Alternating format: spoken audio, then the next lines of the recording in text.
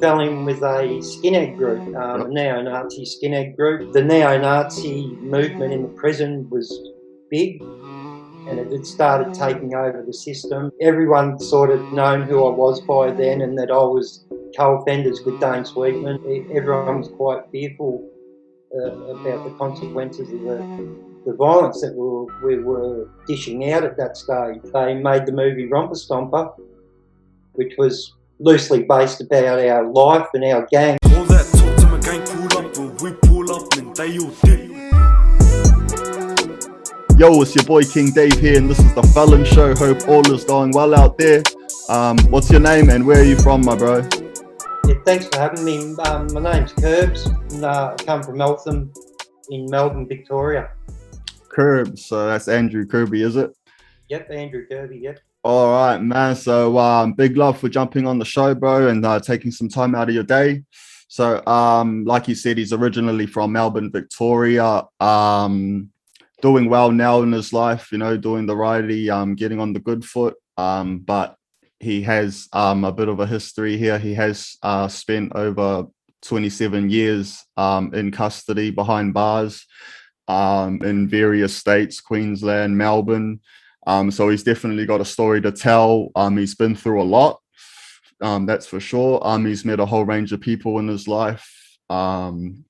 So yeah, man, I mean, I guess we'll just jump straight into it, brother. So Diamond Creek, was it? That was where you were originally from? Yep, Diamond Creek, Eltham, just on the outskirts of Melbourne. And I grew up, went to school there. I was bullied as a kid. You know, bullied at school, bullied at home by my father and my mother. When I went to school, all the kids in my class, their fathers were of a prominent bike club. So I used to cop a bit of flack there, but it wasn't until their elder brothers sort of took me in and, you know, educated me as such. And, yeah. Well, I ran away from home and I found my way to St Kilda and the city area, and fell in with some blokes and committed my first armed robbery at the age of 14 and went to youth training centre to Tirana. It was chaotic. It was like a fight club. Fights every day. It was just chaotic. Yeah. I was there for a year or so. Well, at 14 now. Before I was released, and when I got out of there, I ran into a bloke that I was in there with, and fell in with a skinhead group, a neo-Nazi skinhead group. And off she went. What was their name, brother? Did they have a name or? We were just known as like Nazi skins at that time, and you know, I didn't really know too much about it. Were they like teenagers or? Sorry? Were they teenagers or like adults or both? Or? Yep. So we were all teenagers, and there was a couple of elder blokes that they'd been to prison. And they were sort of responsible for the organising us into our little gang of thugs, I guess you could say. Something I'm not proud of, definitely not proud of. Yeah, But, yeah. You know, when you've been bullied most of your life and you're looking for a way out, you find these violent group and you start to act out. Well, I definitely don't want to glorify what I did, but my story is my story. Yeah, no, exactly, brother, exactly. And there's a lot of men that'll. Yep. Sorry, bro. Yep. Yeah. No, sorry. Yeah. Unfortunately, you sort of have to glorify it to get your message out there. Yeah, yeah. And it's all in the ear of the beholder as well, I guess, that word glorify, isn't it? Because sometimes you're just speaking on things, you know, but some people can twist that into, oh, well, he's glorifying it, which isn't necessarily all of the case. It's just sharing your truth, brother. You know what I mean? That's sharing exactly your truth right. and hoping that people will what you call resonate with that, and you know, hopefully make some good choices from learning from some of the mistakes that you've made, you know. So all right, so you've gotten caught up with a skinhead gang. So from there, like, well, you said that you ended up being co-offenders with the bloke that the movie Romper Stomper was half pie modeled after. So who was he, brother? Dane Sweetman. He was a really high profile prisoner. So prior to that, is he still alive, brother? Sorry? Is he still alive? Yeah, from what I know, he is. Yeah. Oh, okay. Yep. So yeah, sorry, Yeah. bro. Continue. Yep. So I found my way to prison, and you know, I remember the first day that I went to prison. So I went to Russell Street Watch House, and I was laying on the bench, and some bloke come up and said, "First, you know, what blue you pinched on?" And I was like, "I'm not pinched for fighting. I'm pinched on arson." And you know, blue meaning charges, and here I am thinking blue is in fighting. So anyway, it's like, "I want your tracksuit pants." So I'm thinking, "Oh fuck, here we go." And I said, "Mate, I'm not getting them off." He said, "You'll be getting them off." I said, "No, mate." So anyways, they call a Pentridge van, and he's on the van with me. So we go back to Pentridge, and you go through reception, you go through the doctor, make a phone call, see the psych and whatnot. And so this guy was just on me and on me and on me. I'm thinking, fuck, I'm going to get bashed and raped first day in jail. This is out there. This is gone. So anyways, there was about 15 blokes, and of course I'm the last one to go through reception, see the psych, make the phone calls. They're all in the mess room eating, you know, 2 lines of tables there, and everyone's eating, and there's a table right at the head where a screw would stand up there and dictate, this is how it's going to be. Well, of course, that was my table, so I sat up there. An old mate said, "Now it's your turn to say grace, matey," you know, and everyone laughed at me. I was as red as a beetroot. I was like, "Oh, fuck." So I smashed my meal. I'm walking down the side of the tables there to put my knife and fork and plate in scullery, which is just a bucket of water. And I remember just jamming that bread and butter knife straight into his neck. And she penetrated pretty well. Bang, the screws all jumped on me. They take me down to the slot in D Division and throw me into the cell, and the screws come and said, "What's going on?" And I said, "Nothing, just fuck off, leave me alone." They're like, "Oh, tough guy, eh?" And so the screws come in there, give me a flog and give me a massive touch up, and that was the introduction to my first day in prison. Far out, man. Pentridge, Yeah. oh. Then Shit. straight down to H Division. Wow. You So know, who were you there with in H Division? Choppery, Julian Knight, all these type of characters. And then the screws were debating where to put me because I was only 17. I think it was the first week I turned 17. Shit. So I was only a young kid. And from there, they took me over to the B management unit, which is like an offshoot of H Division. And yeah, so by the time I got out of the slot and placed into the yards, everyone sort of known who I was by then, and that I was co-offenders with Dane Sweetman. And the neo-Nazi movement in the prison was big, and it had started taking over the system, and everyone was quite fearful about the consequences of the violence that we were dishing out at that stage. Yeah. Yep. And so, you know, a year or two down the track, 3 years down the track, they made the movie Romper Stomper, which was loosely based about our life and our gang, and you know, so that's where that took off. Oh wow. So what was the Yeah. reaction by you guys when they did make that movie? the reaction, we were like king for a day.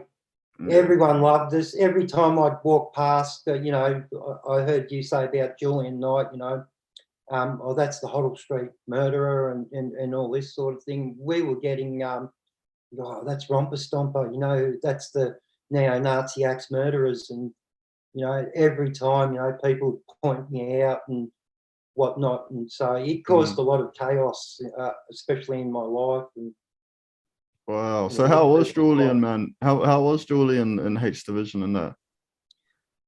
He was a problematic prisoner. He was an absolute pain in the ass, arguing all the time, politics. You know, he caused a lot of dramas at that stage. There was prison riots. Really? Yeah, there's a couple of murders that had gone down in the yards or in a couple of the divisions. And I remember Julian Knight and Paul Haig. Paul Haig had killed 6 blokes, 7 blokes. And yeah, he's still at Port Phillip now. I remember when he killed his cellmate, his cellmate was pinched on car theft. He was whinging, oh, I'm going to get 12 months, I'm going to do this. And Paul made him get up and hang himself, and Paul grabbed on his legs and made sure that he was brown bread by the morning. Oh, madman, no. And I remember Julian and Paul yelling at each other in H Division, I'm going to fucking kill you, I'm going to kill you. When I kill you, Julian, I'll kill one more than you, and you'll be the last one I kill.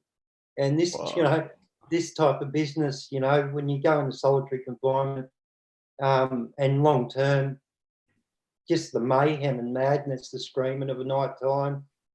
If it wasn't that, you know, the screws are running in on people, bashing them, and, you know. Yeah. That's the life. Far out, man. So, well, how long were you in Pentridge that first whack, brother? So I did five odd years. So that was for arson. Well, I got bail and I went over to South Australia. I was out 17 days, and I did 2 years there, and you know, caused a lot of dramas over there as well. You know, bashing screws and stuff like that. Before I got extradited.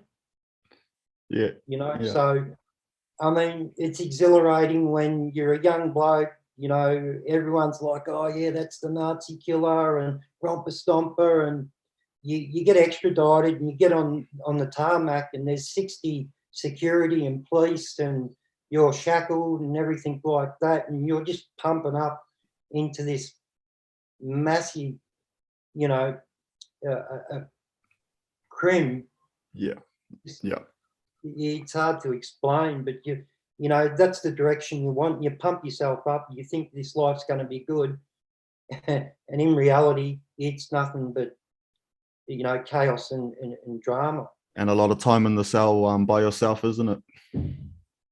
Mate, I've done you know, probably about 17 years of that in solitary confinement and maximum security. I've been in Supermax. It's just crazy. And the politics that are driven from the solitary confinement and the Supermax is unbelievable. Like you said, you don't know if your next door neighbour's protection, because they remove all your status, and you know, you could be caught talking to the wrong bloke. The next minute it's going around, he's fucking talking to old mate, and, you know, from there someone's getting killed, you know, just over something so trivial. Well, so how was it for you when you were released, man? You know, were you out for long, or? So I got out, and things seemed to be going all right, but when you get a name for yourself like that and the violence that comes with it, no one trusts you. You know, everyone tippy toes, you're walking on eggshells. So, you know, it's great. The women come fast and thick, and before you know it, they're scared or whatnot, or, you know, or don't say this or that, you know, something will happen. And then I think I was out 8 months, 9 months, and I got shot in the top of the neck there.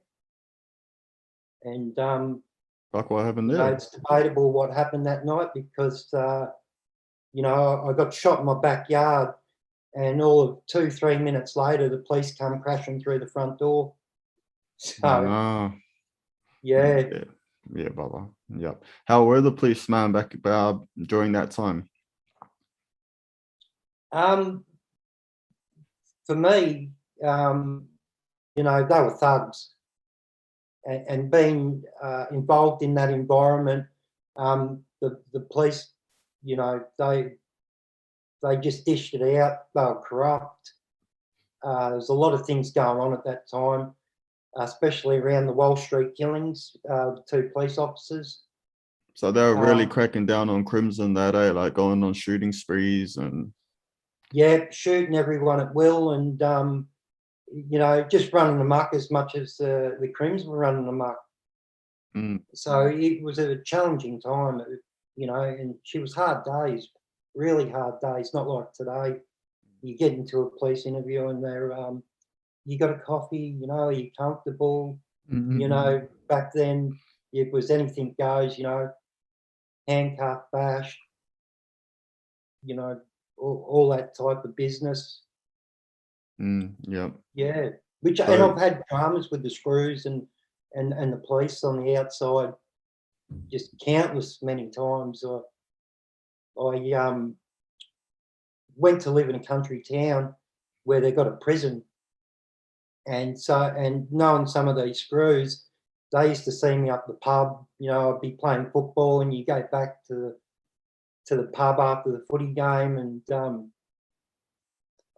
three screws cornered me one night around the pool table. You're going to buy us a drink? I know I'm not. Yeah, mate, you're going to buy us a drink. We're going to tell everyone. I'm like, no way.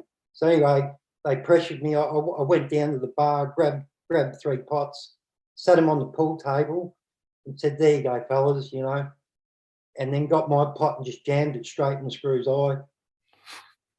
You know, just chaotic. You know, they called me out in, you know, in the pub and made me look like an idiot. And I remember one screw. He's a governor now, John Parson. He tried taking it to me. Big Merv Hughes looking bloke, big Mo, built big, and I just fucking lifted him all over the place. And I remember getting the messages from the prisoners, and that's like, yeah, good on you, buddy. Fuck, broken nose, broken jaw, black eyes. You know? Oh, that's hard case, my bro. Far But out. there's a downside to it as well, because the police in that same town, so they tried to attack me one night, and I put 4 of them in hospital. And a couple of young kids come running into my defence, and it was a massive brawl. They got involved and everything, and so we go back to the police cells, and I get bail and whatnot, and one of the kids hung himself. Oh, real? What? You know, they kept saying, when you go to jail, you're going to get fucked and you're going to get raped. You don't know who you've been defending, and you know, Yeah. referring to me. And you know, they pressured this kid that much. By the morning, he was dead. No way. Yeah. Shit. Well, I mean, that's So even if he did it himself, brother. You know what I mean? Like, yeah, well, you know, because I wasn't there, so I can't really, yeah, you know, you know comment that. on that. But Yeah. you know, the fact remains that you've got this young kid that's never been in prison before, never been in trouble, and the next morning he's dead. You know, Far out, man. Crazy so, corruption, isn't it? and all these little incidences kept fueling my hate for the police, Yeah, my bro. fueling my hate for the screws. You know. Yeah, yeah. So I mean, and you know, that's why back then as well, you did get so many hardened crooks, man. You know what I mean? Because they're just beaten that many times. You guys are just beaten that many times. It's just fuck. There's no other real option but to become this hardened crook that hates everything. You know what I mean? Yeah, That's how I live my life. yeah, You yeah, my know, bro. the Yeah. shields, the helmets, everything like that. Every day, wake up, bang, press the buzzer. We're going to do this today, Chief. Fucking let's get it on. Let's just get it on, get it out of the fucking way, you know. Fuck, you know. Well, so I mean, so you ended up, doing a bit of time in South Australia, a couple of years there, a couple of years in Victoria and things like that. So I mean, before you left, I guess, to Queensland or wherever, like how long had you done in Victoria, and what sort of led to the move? So I've done uh, about 17 years I've done in prison in Victoria and 2 years in South Australia. And I pretty much got ran out of Victoria. The police said, listen, you don't go, we're going to kill you. That was pretty much how it was. Um, and at that time, you had the underworld shootings and everything like that going on. So it was another chaotic time, and guilt by association. Mm. Um, you know, when the police have got it in for you, they got it in for you. Well, I mean, how long did your gang run for, bro? Was that right up until you left, or?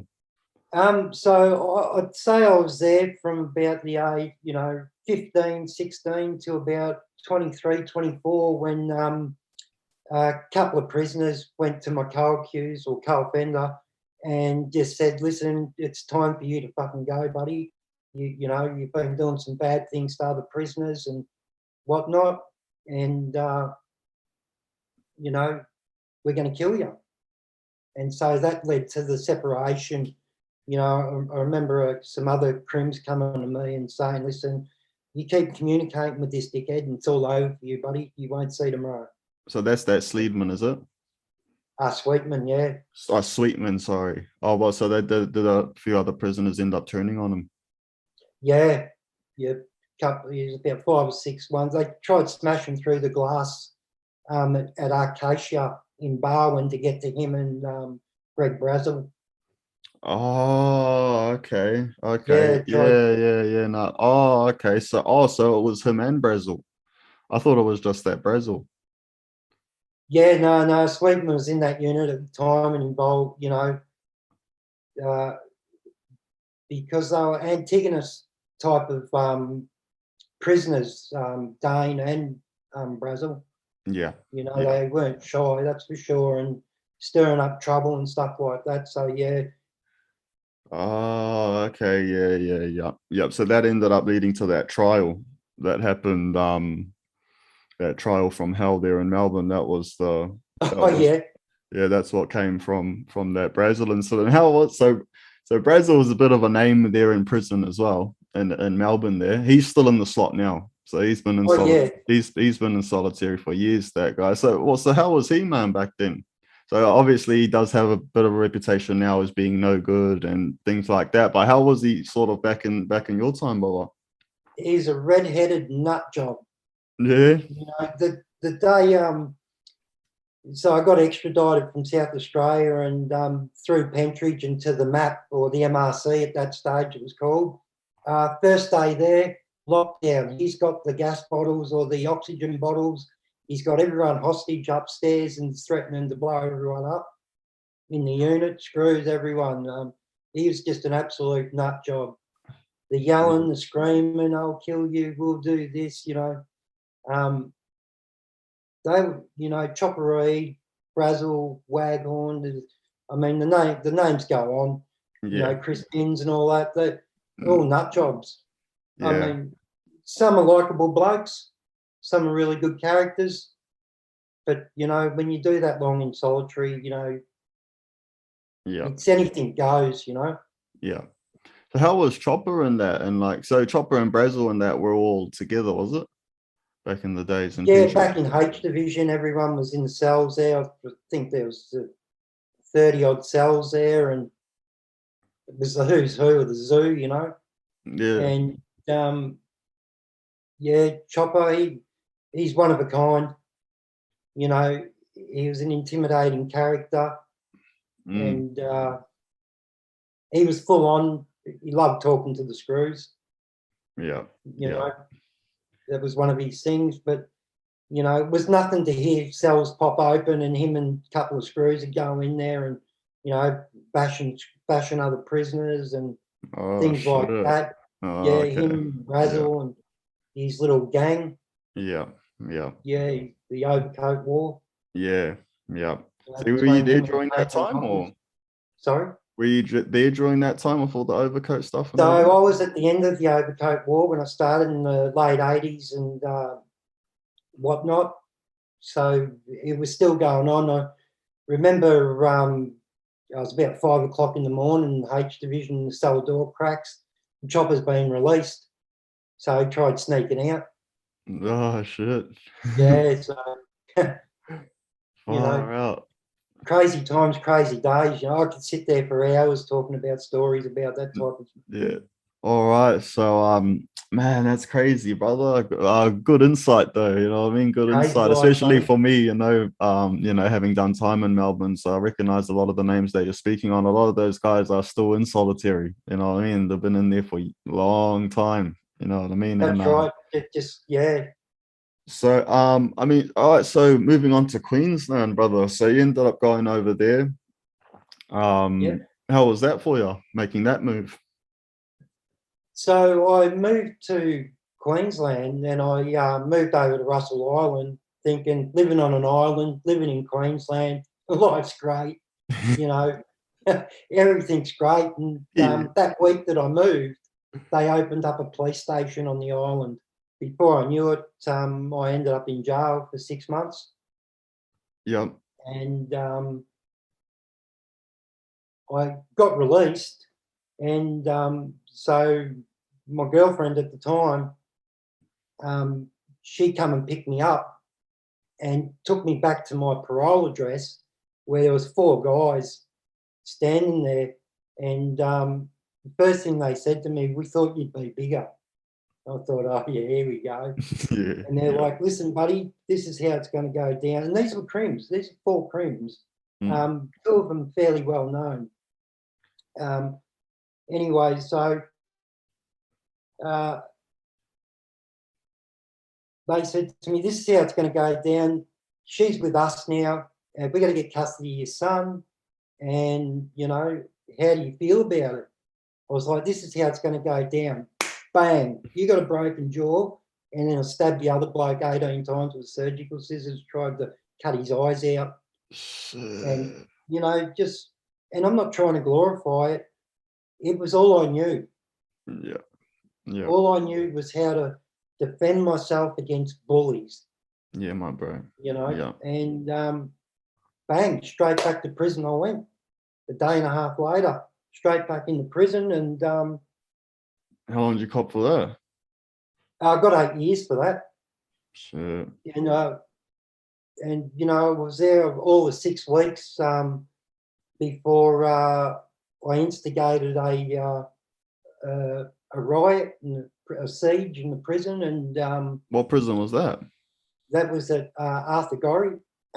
Before you know it, you're in a unit and you start recognising a couple of standovers and bullies and whatnot, but these aren't your typical crooks, you know, the old-fashioned good time crook. These are blokes that are trying to make a name for themselves, or I don't know what they were attempting to do, but you know, they soon found their way on the end of hot water, Mm. you Yeah, know. so you instigated a riot there at Arthur Gorrie. Yeah, there was a bit of a siege, and Screw got his leg broken in 5 places.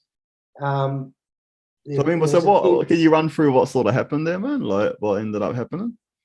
So I just said, fuck this, I'm going siege. I'm just going to go to war with these idiots. And a couple of other young blokes said, yeah, well, we got your back, buddy.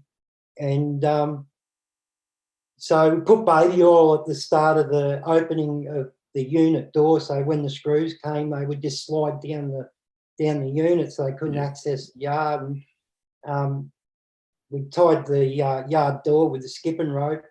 And yeah, I started hot water and old mate, and then just stomping on him. And then before I knew it, all the kids they were involved. Or I won't say kids, but young blokes were involved. And there's like 6 blokes had been bashed and left in their cells, hot watered all through the unit. And the siege was still going on in the yard. And the screws come out, and so we took it to the screws and started fighting them. And The screw got, it was pretty chaotic. Yeah, well, it made the Yeah, newspaper, really. so to make the newspaper from in there. At that time, there was a news flash on like Channel 9, Channel 7. The news flash comes straight on. It was Father's Day. Prisoners are going to siege. The jail's in lockdown. There's helicopters. Everything's going on. And it was funny because it was the protection's visit times. They had to close the visit centre down, throw all their visitors out. So none to say that, 500 protection prisoners weren't happy with me neither. So, making enemies everywhere I was going. Oh man, Cribs, man. All right, so like, yeah. All right, so what happened there, man? So what happened from there? So I go down the slot, and the governor's called in to come and see what's going on. Door cracks. It's Governor Howden from Pentridge. He goes, "Oh, prisoner Kirby, my lucky day." I'm thinking, fuck. He said, "You brought my jail down to its knees back in the early 90s with this neo-Nazi business. You're not going to fucking do it again." Well, I said, "Unfortunately, it's happened." And a couple of days later, I was placed in Supermax. Sure. So what's that? So what prison is that in, bro, in Queensland? So the only Supermax at that stage was Arthur Gorrie. They closed the others down because there'd been murders in the Supermax. So here we are in solitary confinement, and prisoners are getting murdered. Yeah, brother. It speaks for itself. And so I was transferred up there, and at that stage, it was only like 6 prisoners. You really had to go over the top to get to Supermax. There was 18 cells. They would never put any more than 12 prisoners in there, but there was only like 6 of us, 2 in each pod. And so, yeah. So it's like the worst of the worst in Queensland, isn't it? Shackled, no human contact was written on my door, to have no human contact. And just being run in on every day, with the shields and, the helmets, batons, everything like that, getting run in, smashed. And the day of the siege, so we go up to medical because I had a massive egg on my head, and, I was pretty fucked up from the siege. The screws are trying to drag me down to the slot. They were going to kill me. My life was over. I knew I was fucked. And the head medical staff, she said, "He's got a head injury. He's not going nowhere. You are not taking him down to the slot." She knew exactly what was going to happen. And so I stayed there overnight, and the screws that were involved in the maximum security unit that come down to the siege, they were had to be put off work for a month so they could cool down and whatnot. But when they come back to work, holy fuck! I was in the Supermax by this stage, and they were just over the top. They bashings, and I've thrown every bit of body fluid you could imagine at them. Yeah, my bro. Yeah. Every bit, in the eyes, in the face, down the mouth. Yeah, so I was a prisoner they just loved to hate. Absolutely loved to hate. I mean, because especially when you're on Supermax or in the slot or wherever, unfortunately, that's the only way to get your point across sometimes, isn't it? Is by throwing stuff at them, throwing feces. Eh? Yeah, sorry about that. Sorry for cutting you off there. No. Yep. So what was it? Yeah, living your life in shackles. I had to be face down on the floor. So first they'd rear handcuff me, and then they'd be like, "Move to the back of the cell, face down on the floor. Get on the fucking floor, buddy." I'm like, "Yeah, no problems." They would come in, just knee you straight in the back. Then they would drag you up. First they put the leg irons on you, then drag you up, put the body belt on you, raise your arms, and you know, you got like 6, 7 screws, as many as they could fit in the cell, and just cram you in there until they got that security body belt and everything on you. Yeah. Then they, you know, they go to town on you as well, you know. And So that's how I pretty much live my life in shackles. so the body belt is pretty much that's the for the worst of the worst in prison. Once they start putting you in the, so it's a straight jacket. You know what I mean? So that's Yeah, that's yeah, for you the can't worst of move. the worst. Yeah, that's for the Double worst of the handcuffs, worst. Yeah. Yeah. leg irons. You know, it used to be the old leg irons where they would have this hinge lock and then lock it with a padlock. And then you'd have the old leather belt and the chain from the feet to the. Now it's different. They've got the big Velcro belt and double handcuff, leg irons like handcuffs. And I've lived my life like that for nearly 20 odd years. I've lived in shackles. There's been countless times where they'd left me in leg irons in the cell. I'd go out to have my visits. I'd have to wear leg irons. You know, I remember mum just crying and crying. Yeah, bro. You know, Yeah. things like that. And so, you know, I might glorify it now, but I'll tell you what, That's no joke. it's not for That's any of those no kids who joke, want to man. be a crim and think they want to go down that path. Believe me, it's not worth it. Yeah, brother. Yeah, no, I feel you there, man. I mean, yeah, bro, that's no joke, mate. Going through all of that stuff, man. Yeah, that's right. Like You've you've been come there, out you on the know. other side, though, man. I'll give you that, brother. You know what I mean, man? You've come out the other side, and that's so awesome to see, man. Like, there's so many that don't. You know what I mean? There's so many that don't, that have been through what you've been through, you know, and unfortunately just aren't right anymore. You know what I mean? Like No, you said, like those names you've mentioned in Melbourne, bro. You know what I mean? A lot of those guys still in the slot, bro. Cuckoo. You know what I mean, man? Just completely institutionalized, bro. Man. So, well, everyone still, said I couldn't change. I won't change. I'm nuts. This yeah, bloke is crazy.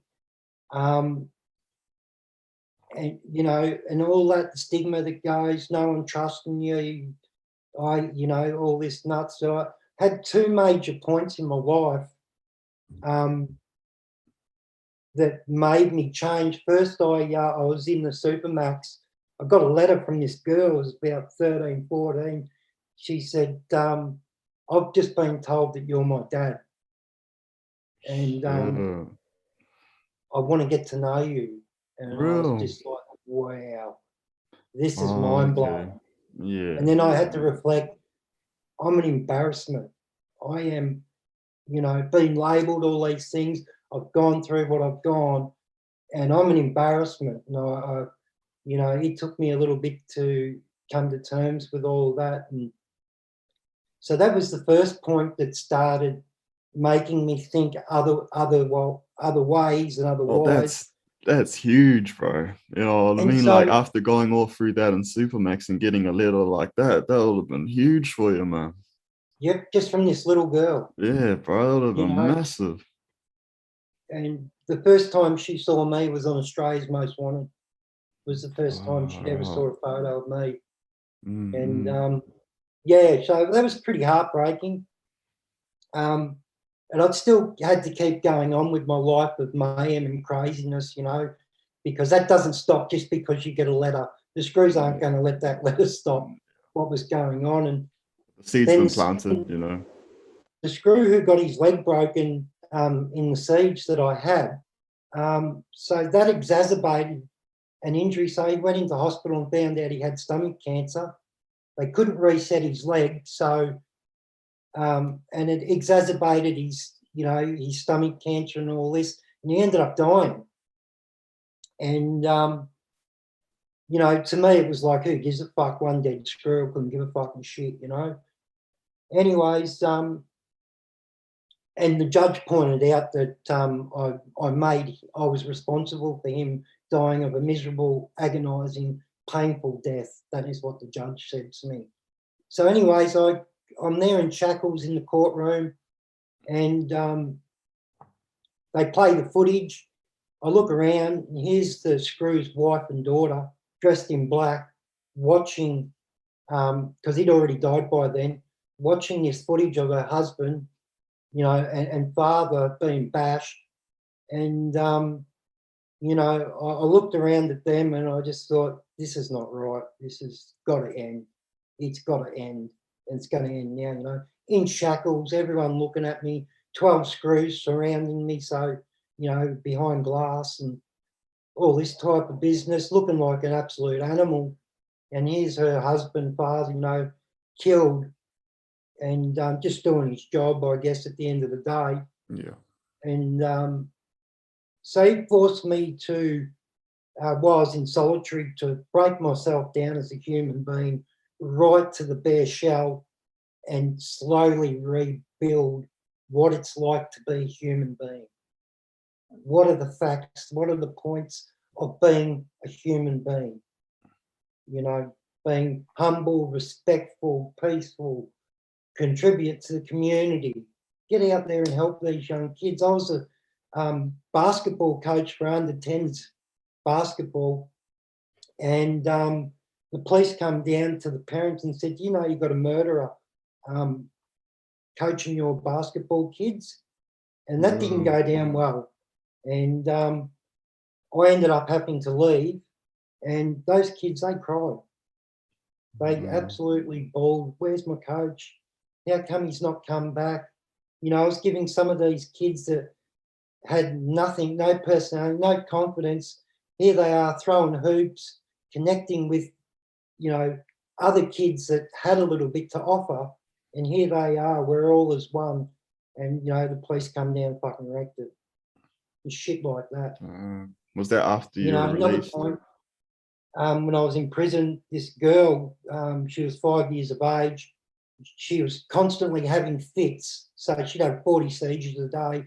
She needed a bed, a special customised bed, so she could live back at home and not in the hospital. And so I got all the crims. I said, when your visitors come through, leave money, donate this money. So I raised about $7,000, got this little girl a bed, remained anonymous, you know, but it's not all about me, you know. So I've done some good things in my life, and you know, I've not always been a scumbag, so to speak, you know. Yeah. All right, man. So from there, man, in Queensland, so how long did you end up serving, man, and what prisons in Queensland were you at? So I went to Woodford. I was at BCC, and I was at Arthur Gorrie. I got transferred to BCC. They opened up the Supermax there, and I got transferred there. And after being smashed by the squad, the security squad, one too many times, I was like, this is it. The governor come down and see me, the GM, and he said, listen, Andrew, I'm going to give you one chance. You can leave now or you can stay here forever because you ain't getting out of jail. I'm a serious violent offender in 2 states. It's not a good label to have. And I said, yeah, I'm going to take you up on that. I'm going to leave. And, you know, I had to go down to the normal solitary confinement and stay there for nearly 12 months before I could get integrated. It was only because my mum got sick that they released me on parole. Served nearly 10 years.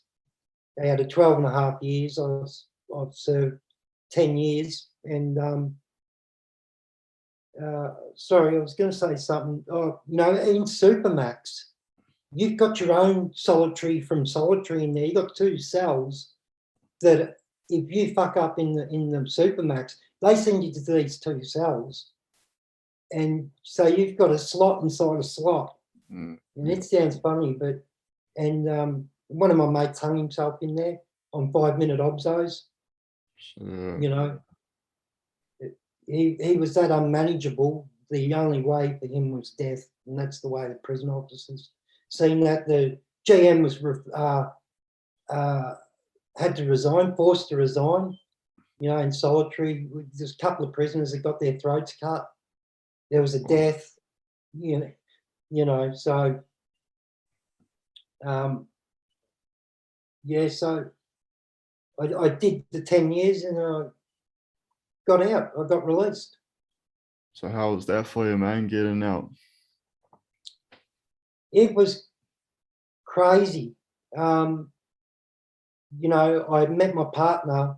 She was like, I can't believe how soft and quiet you are, how well mannered. And I said that's me. Actually I'm a quiet guy.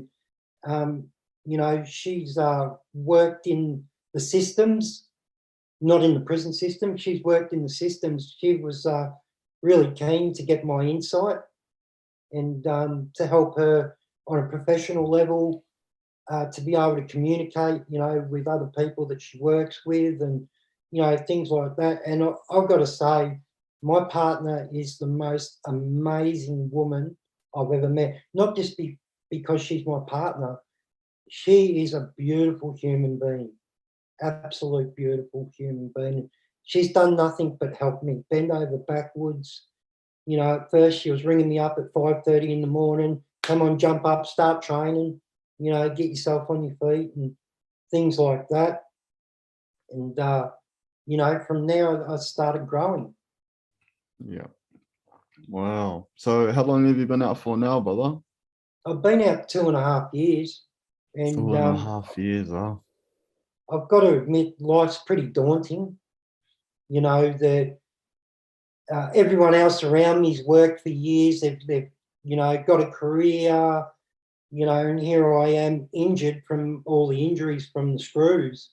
You know, kicked my teeth out, smashed the vertebrae in my back, broken jaw, nose, you name it. I've had it happen, and waiting for an operation now. But you know, being bashed from pillar to post, and you know, life's pretty daunting. But I still get up every day, put my boots on, and get on with it. I don't play the victim, but when I reflect every day, something will trigger some sort of emotion or something. I just think, fuck, this is embarrassing. This is not the life, and this is the way I'm going to do things.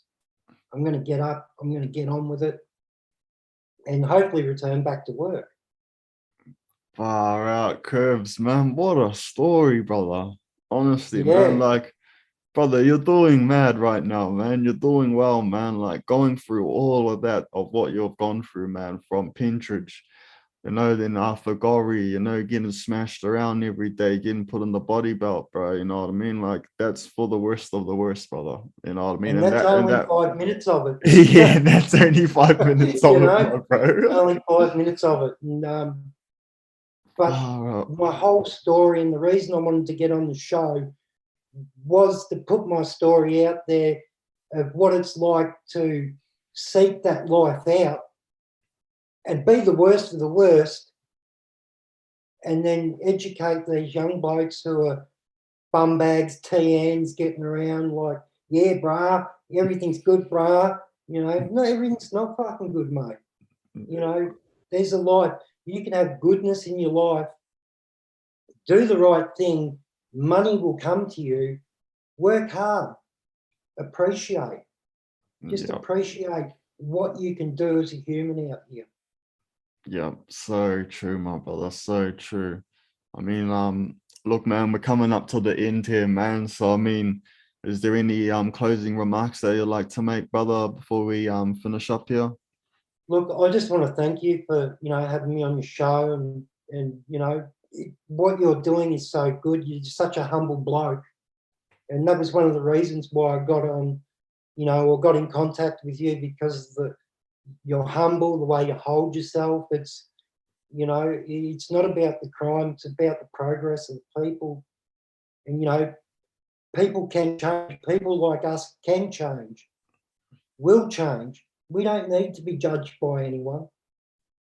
We just got to be let us do our thing, and we can be good human beings. Brother Cribs, man, I'm spewing that I'm here in New Zealand, man. If you're ever here in New Zealand, bro, we'll catch up for sure, man. I'm sure we'll have a laugh. Yeah, no, we'll have a laugh together for sure, man. I'm telling you, man. Look, thanks again, man. Thanks again for jumping on, my bro. Yeah, no, thank you, buddy. All right, talk soon, my man. All right, buddy. Thank you.